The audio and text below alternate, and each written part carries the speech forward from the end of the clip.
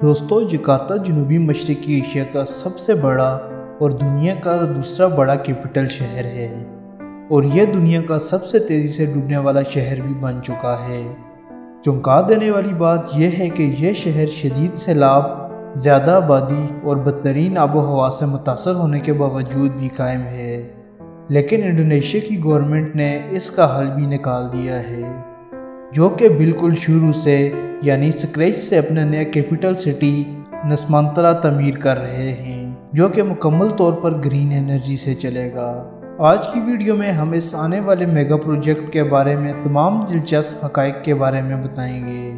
अगर अभी तक आपने शाह टीवी को सब्सक्राइब नहीं किया तो सब्सक्राइब करें ताकि हर आने वाली वीडियो सबसे पहले आप तक पहुंच सके। दोस्तों, इंडोनेशिया ने अपना न्यू कैपिटल बोर्नियो नुसेंतरा जजीरे पर मशरकी कालामतन में सजेस्ट किया है। इकोनॉमिक और स्ट्रेटेजिक पावर के पेश नज़र इस इक़दाम पर $35 बिलियन की लागत आएगी और तवक्को है कि 2045 तक नुसेंतरा तकरीबन 2 मिलियन लोगों का घर होगा। उम्मीद है कि मकामी और आलमी टैलेंट को वहाँ रिहाइश अख्तियार करने पर आमादा किया जाएगा। यह इंडोनेशिया के अब तक के सबसे बड़े इंफ्रास्ट्रक्चर प्रोजेक्ट में से एक होगा। लेकिन सवाल यह है कि इंडोनेशिया स्क्रैच से एक नया कैपिटल क्यों बना रहा है। किसी कैपिटल को रिलोकेट करना आसान काम नहीं होता, लेकिन इंडोनेशिया के पास इसके अलावा और कोई ऑप्शन भी नहीं। इसका मौजूदा कैपिटल डूब रहा है। यह शहर 11 मिलियन लोगों का घर है, लेकिन आबादी सिर्फ एक मसला नहीं।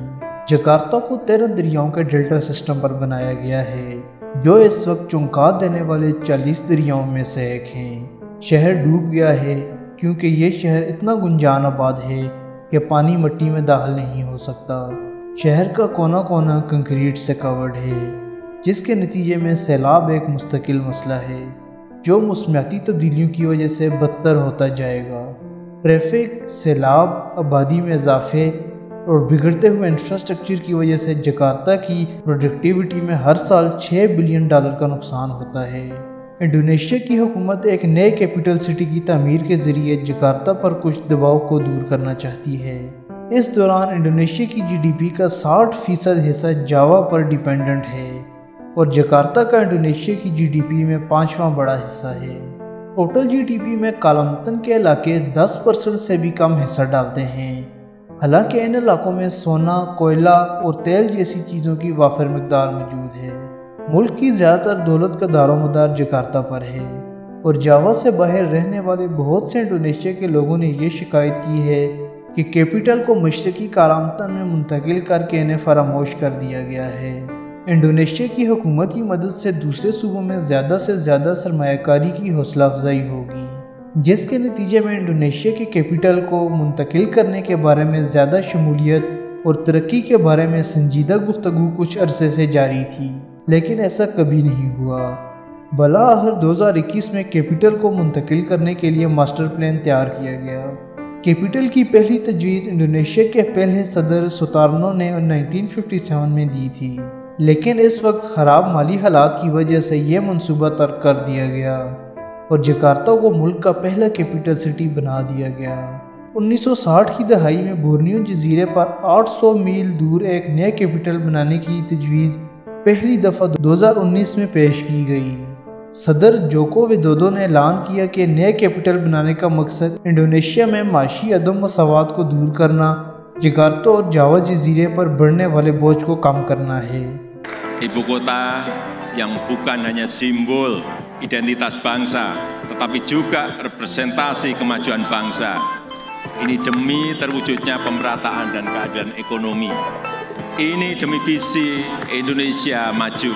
इसके बाद फ़ौरन इंडोनेशिया के पार्लियामेंट ने मंजूरी दे दी और कालामतन को नए कैपिटल सिटी के तौर पर मुंतखब किया गया।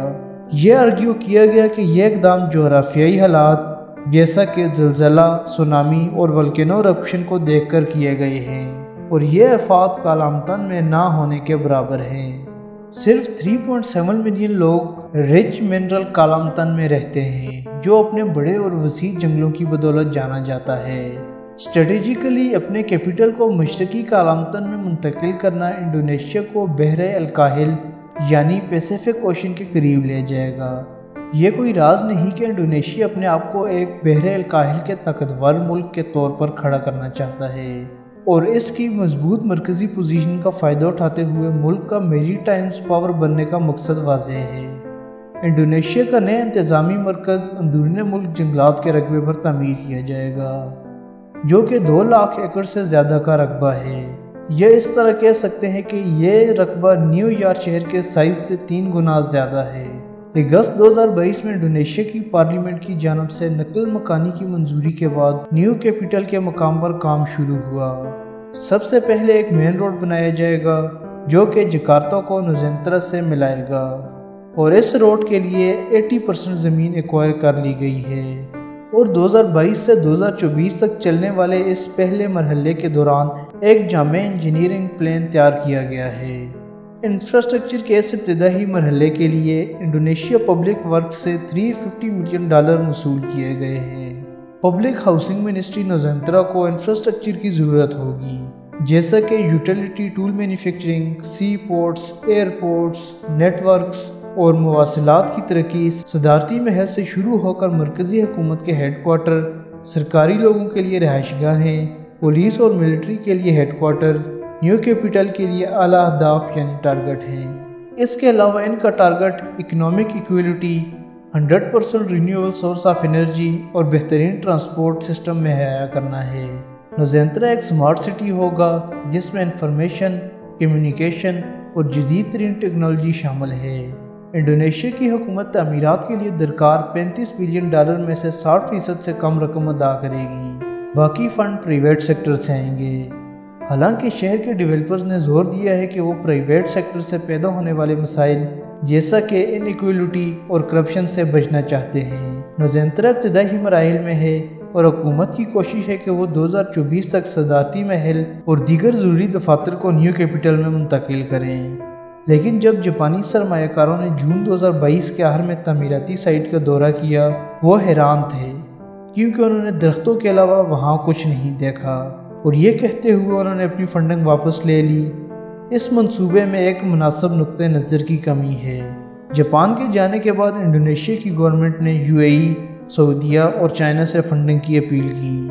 دوستو، جب بھی کوئی میگا پروجیکٹ شروع ہوتا ہے، اس کی خصوصیات کے ساتھ ساتھ کچھ خامیاں بھی ہوتی ہیں، جیسا کہ اس پروجیکٹ میں ہو رہا ہے۔ نئے شہر کی منتقلی سے مختلف جنگلی حیات سے مالا مال علاقے میں پام آئل کے باغات تباہ ہو جائیں گے۔ اس کے علاوہ وہاں کے مقامی لوگوں نے خدشہ ظاہر کیا ہے کہ اس اقدام سے ان کے ماحول اور ثقافت خطرے میں پڑ سکتا ہے۔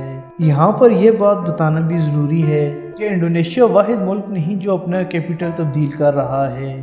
اس سے پہلے پاکستان، برازیل اور نائجیریا نے بھی اپنا کیپٹل چینج کیا ہے۔ اس کے علاوہ مصر اس وقت قاہرہ سے بوجھ اتارنے کے لیے ایک نئے کیپٹل سٹی بنانے جا رہا ہے۔ ایک نئے کیپٹل بنانے کی کامیابی کی شرح بہت کم رہی ہے، جیسا کہ میانمار اور برازیلیا کی مثال لوگوں کے سامنے ہے۔ آپ کو کیا لگتا ہے انڈونیشیا کا نیو کیپٹل سٹی کامیابی سے مکمل ہو جائے گا اور لوگ وہاں رہائش پذیر ہوں گے؟ کمنٹ سیکشن میں ضرور بتائیں۔ اگر آپ کو ہماری ویڈیو پسند آئی ہے تو ویڈیو کو لائک کریں اور چینل کو سبسکرائب کریں تاکہ اس کے بعد آنے والی ہر ویڈیو کی اپڈیٹ سب سے پہلے آپ تک پہنچ سکیں۔ آج کے لیے اتنا ہی، ملتے ہیں اگلی ایک اور ویڈیو میں۔ اپنا خیال رکھیں، اللہ حافظ۔